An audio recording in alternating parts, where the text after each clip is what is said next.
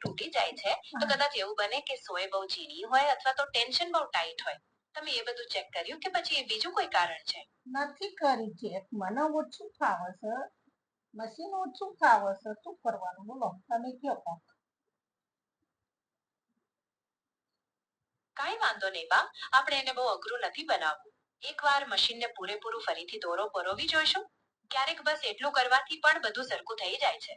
ને જો એમ છતાંય તૂટે તો પછી સોય બદલવાની કોશિશ કરીશું. શું કહો છો? ચોક્કસ સોય બદલી નાખું તો બોલો. હા, તમે એકવાર સોય બદલી મશીન ચાલુ કર્યું હો. વાહ, તો પછી જણાવો કે સોય બદલ્યા પછી સિલાઈ બરાબર આવે છે કે પછી હજી એમ જ છે? દોરો તૂટવાનું બંધ થયું? નથી થયું. કેમ કરવાનું? તૂટી ગયો લ્યો. ઓહ, તો બહુ તકલીફ કહેવાય.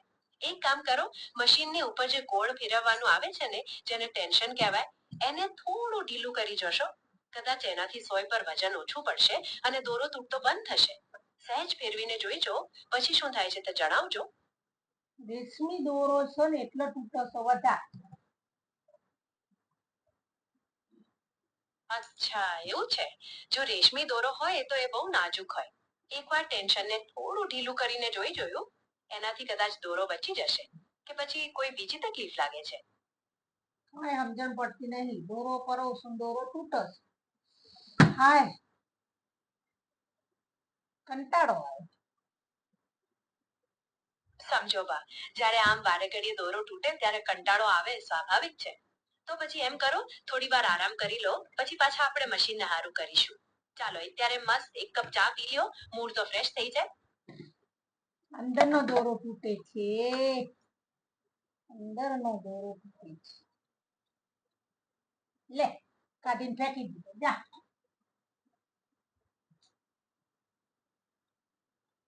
ઠીક છે બા, ક્યારેક બધું કાઢીને ફરીથી ગોઠવવાથી પણ બધું સરખું થઈ જાય છે. તો હવે જ્યારે પાછા બેસવું હોય ત્યારે બોબિનમાં દોરો બરાબર ભરીને અને કેસમાં બરાબર ગોઠવીને પાછું નાખજો. કઈ મદદ જોઈએ તો હું છું જ ને. ચોક્કસ એમ જ પૂછું છું તમને. અરે એમાં શું પૂછવાનું, જ્યારે મન થાય ત્યારે પૂછજો. હું તમારી મદદ માટે છું જ ને. અત્યારે ચા પીને થોડા ફ્રેશ થઈ જાઓ, પછી પાછા આપણે મશીનનું જોઈશું. મશીન નું કામ ચાલુ છે ને કેમ રીતે મૂકી દો? મશીન કામ ચાલુ છે. સમજો બા, કામ તો ચાલુ જ છે, પણ આમ વારે ઘડીએ અટકવું પડે એનાથી કંટાળો આવે. તો પછી એમ કરીએ, તમે જ્યાં બેઠા છો ત્યાં બેઠા બેઠા જ બોબિન કેસને એકવાર પાછો કાઢીને અને બરાબર દોરો ભરીને પાછો નાખી જુઓ. ક્યારેક બસ એટલું કરવાથી પણ બધું સરખું થઈ જાય છે. શું લાગે એમ કરવાથી ફેર પડશે? બીજો દોરો લીધો છે. બોબી દોરું છું.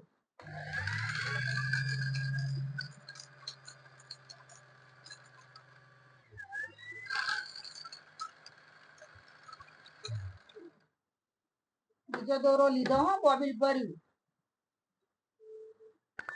વાહ, સરસ. તો હવે જણાવો, બધું સેટ થઈ ગયું કે હજી કઈ તકલીફ છે? બોબીલ સિલાઈ પર બોબીલ ભરાવાની છે. પછી સિલાઈ કામ ચાલુ કરું. ભલે બા, નિરાંતે કરો.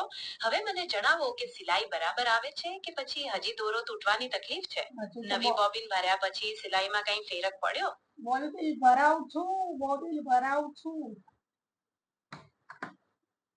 ઓકે ઓકે, તમે બોબિન ભરો ભરો, ભલે આરામથી ભરો. પછી કહેજો કે સિલાઈ કેવી આવે છે.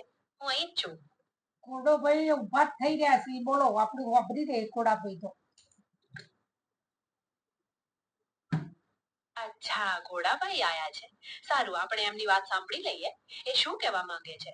કઈ મદદ કરવાની છે કે પછી બસ એમ જ ખબર કાઢવા આયા છે? નેહલ આવતી નહીં. નેહલ ને બોલાવાની છે. અચ્છા, નેહલને બોલાવાની છે. સારું, આપણે એને બોલાવી લઈએ. એ કઈ મદદ કરવા આવવાની છે કે પછી બસ એમ જ વાતો કરવા? તમારી કઈ વાતો કરવા, મદદ કરવા, સિલાઈ કામ કરવા.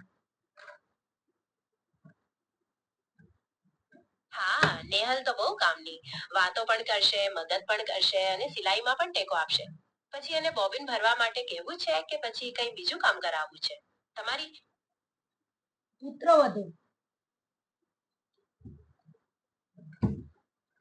હા, પુત્રવધુ એટલે આપણી નેહલ.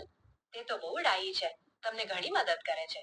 કઈ એની પાસે ખાસ કામ કરાવવું છે કે પછી બસ આમ જ એને બોલાવીને વાતો કરવી છે?